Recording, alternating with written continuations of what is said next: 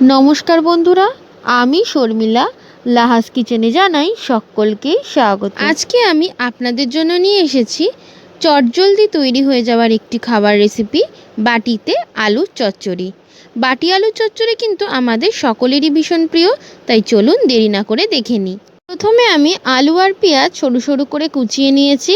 এবার অ্যালুমিনিয়ামের বাটির মধ্যে সেটাকে ঢেলে দিয়ে কাঁচা লঙ্কা, কুচিয়ে রাখা টমেটো, পরিমাণ মতো 1 চামচ নুন, হাফ চামচ হলুদ গুঁড়ো এবং পরিমাণ মতো সর্ষের তেল, আর দিয়ে দিয়েছি সামান্য চিনি। সব কিছু ভালো করে মিক্স করে আমি পরিমাণ মতো জল দিয়ে দিয়েছি।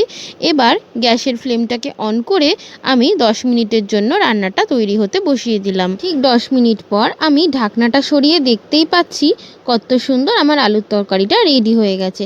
বাটিতেই কিন্তু খুব সহজেই তৈরি হয়ে যায় এই বাটি আলু চচ্চড়ি, তাই কোনো রকম ঝামেলা ছাড়াই কিন্তু এই রান্না খুব চটজলদি তৈরি করা যায়। রুটি, গরম গরম পরোটা, যে কিছুর সাথে কিন্তু যায় এই বাটি আলুর চচ্চড়ি। আর খুব চটজলদি তৈরি হয়ে যায় বলে এর স্বাদ কিন্তু দারুণ হয়। তাই আপনারা বাড়িতেই বানিয়ে ফেলুন এই বাটি আলুর চচ্চড়ি। আজকের আমার এই রেসিপি কেমন লাগলো অবশ্যই কিন্তু আমাকে কমেন্ট করে জানাবেন। ভিডিওটা ভালো লাগলে অবশ্যই কিন্তু লাইক, কমেন্ট, শেয়ার করতে একদম ভুলবেন না। আজকের মতো এইটুকুই, দেখা হচ্ছে আরেকটি কোনো নতুন রেসিপি নিয়ে। তাই সবাই কিন্তু খুব ভালো থাকবেন, সুস্থ থাকবেন।